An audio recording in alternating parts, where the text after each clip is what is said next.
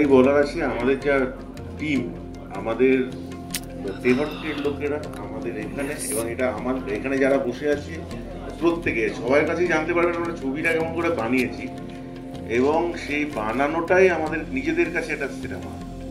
আমরা আজকে এটা এখানে দেখতে পাচ্ছি ঠিকই, কিন্তু আমরা যে ওখানে 13-14 দিন একসাথে কাটিয়ে এসেছিলাম সেইটা আমাদের অত্যন্ত স্মৃতির একটা জায়গা। তো এই একটা বিষয়, আজকে প্রডিউসাররা, মেইন যারা প্রডিউসার ছায়ামৃগ, ওরা এখন আসেননি, আমরা কো প্রডিউসার হিসেবে আমি আর ঋত্বিক এখানে আছি। আমরা চেষ্টা করবো আর ছবিটাকে আরও বিভিন্নভাবে দেখানো।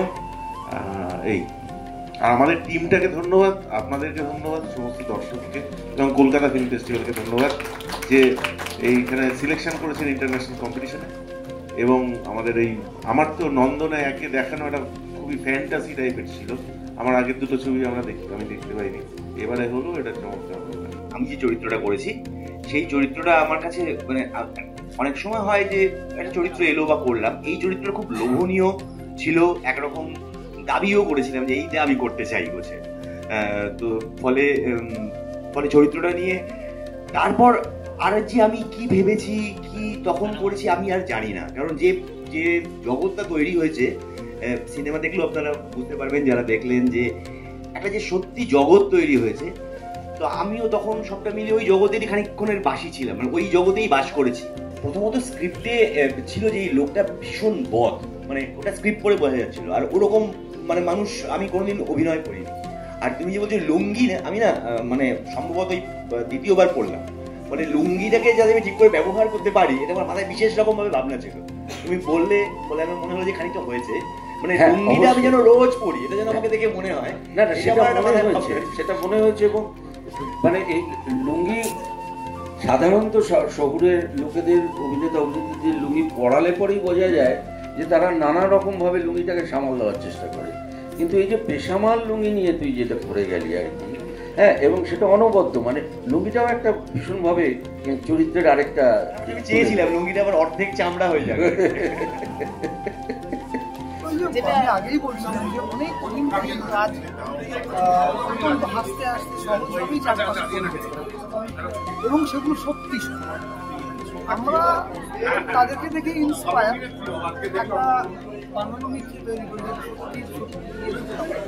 তারা ইন্সপায়ার, তারা এত কিছু করছেন, আমরা একটা 2-3 মাস ধরে খেটে কাজ করতে হয় এইরকম সিম্পল আর রেসপন্সিবিলিটি। একটা চরিত্র যখন দেওয়া হয় রেসপন্সিবিলিটি সেইটা পালন করতে পারলে তার চেয়ে ওই যে পালন করবো আনন্দটা হয় সেটার লোভেই তো দৌড়ে যাবে। কোথাও গিয়ে সূক্ষ্মভাবে বুলিংটাও ধরা হয়েছে, বুলিং, এই যে বুলি করা হয় একটু আলাদা যারা, সেক্ষেত্রে সেটাও এখানে সূক্ষ্মভাবে ধরা হয়েছে।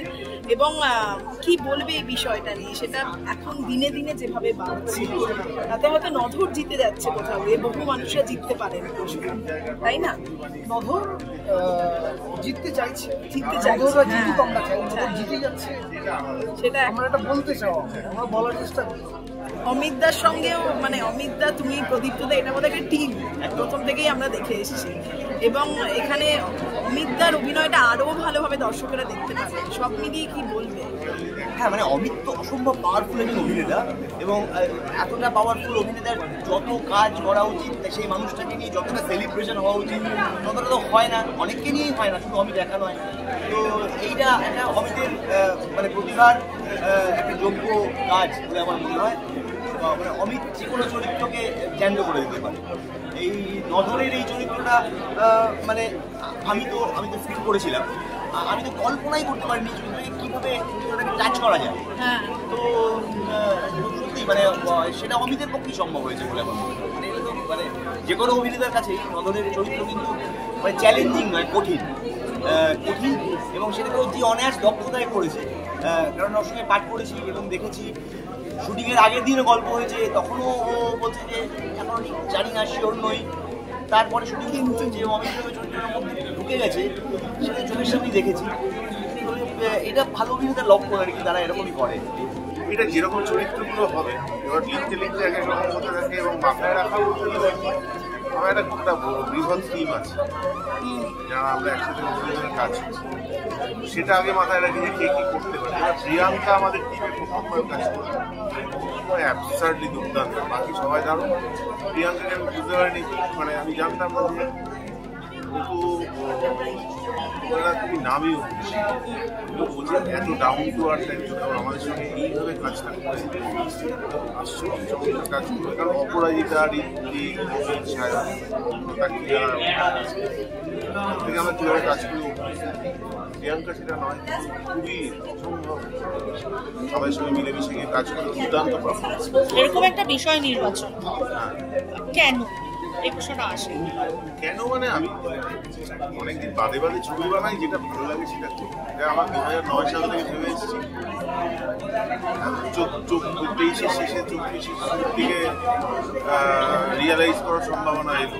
এই কারণে ছবিটার প্রডিউসার পাওয়া যাচ্ছে, এলাম করে